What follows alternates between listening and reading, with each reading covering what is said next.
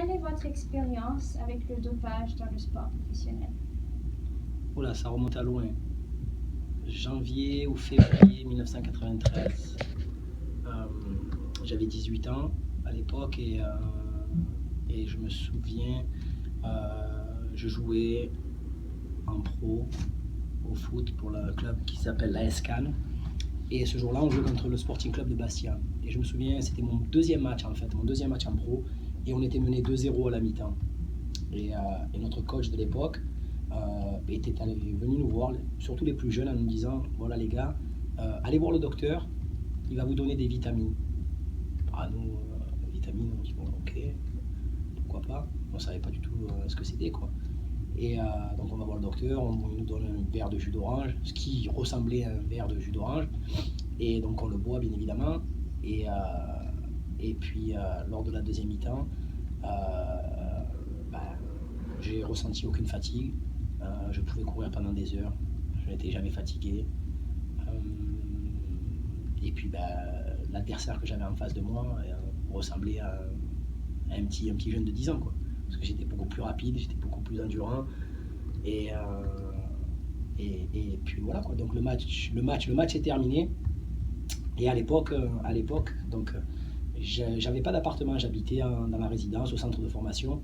Et je me souviens, après le match, on était allé boire un verre avec les joueurs et manger.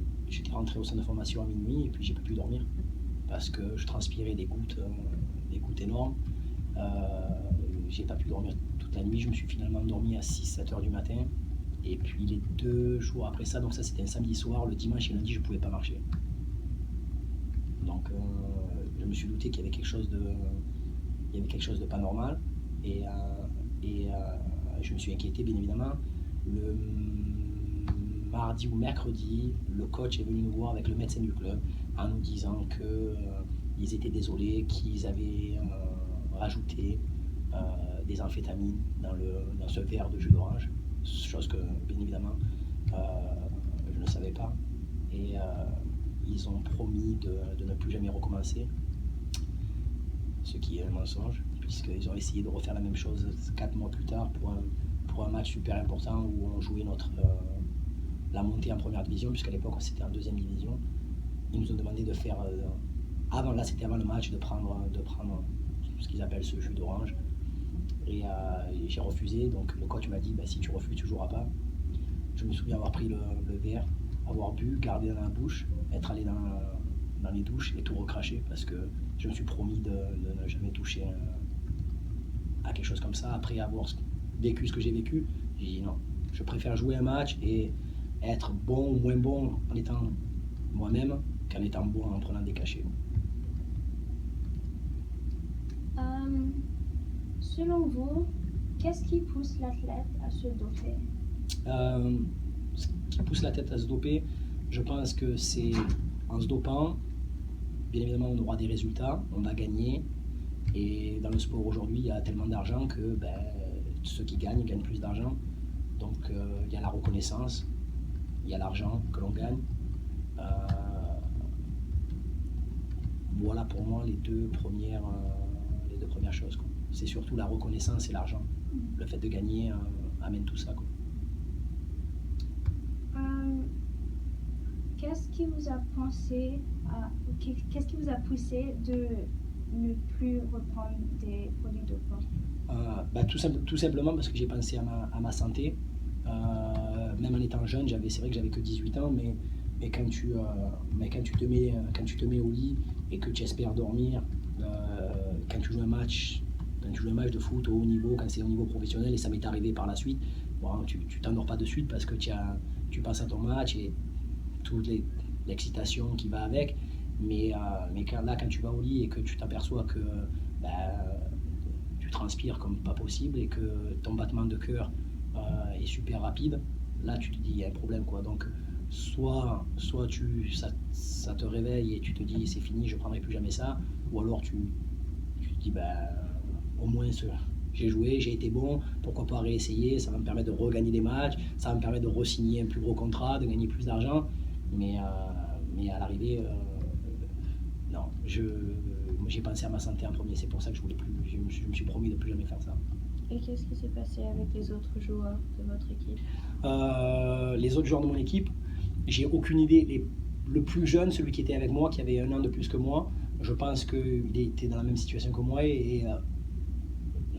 je suis jamais sûr, on n'est jamais sûr à 100%, mais je pense qu'il n'a jamais repris de produits dopants après ça. Mais j'ai souvenir des plus anciens qui, eux, à l'époque, avaient 30 ans à l'époque.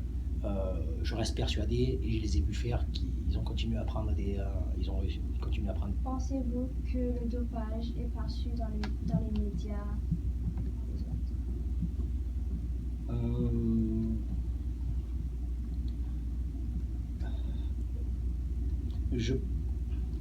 J'ai quitté le sport de haut niveau il y a longtemps maintenant, mais je reste persuadé que les gens savent que les athlètes se dopent, que certains athlètes se dopent. Je pense que beaucoup d'athlètes se dopent pour les raisons dont j'ai parlé auparavant, à savoir gagner, être reconnu, gagner de l'argent. Donc il y en a vraisemblablement, il y en a qui se taisent, qui disent rien. C'est un peu dommage. Après, c'est sûr que si quelqu'un est découvert, c'est toujours pareil. Personne ne parle quand personne est découvert, mais dès que quelqu'un est découvert, bien évidemment, on lui tape dessus parce qu'on dit que le dopage, c'est pas une chose à faire, parce que déjà, ça nuit à la santé, c'est également tricher, mais ça, c'est uniquement quand quelqu'un est découvert, quoi. Quand les gens se dopent et que personne n'est attrapé, les gens font comme si de rien n'était, quoi. Mais malgré tout, je reste persuadé, et je peux pas dire 100% parce que j'ai pas la preuve, j'ai pas la certitude, mais je crois fermement que beaucoup d'athlètes se dopent. Et selon vous, qu'est-ce qui se passerait si les dopants étaient légaux dans le Légaux? sport? Les dopants étaient légaux. Qu'est-ce qui se passerait? Il se passerait que il y aurait des personnes qui se doperaient, parce qu'il y en a certains qui se dopent pas de peur de se faire attraper. Après, il y a aussi ceux qui se dopent pas parce que ils pensent à leur santé. Mais malgré tout, je respecte tous les athlètes dans tous les sports, parce que un individu lambda, même s'il se dope, il ne sera jamais aussi bon qu'un athlète dans n'importe quel sport.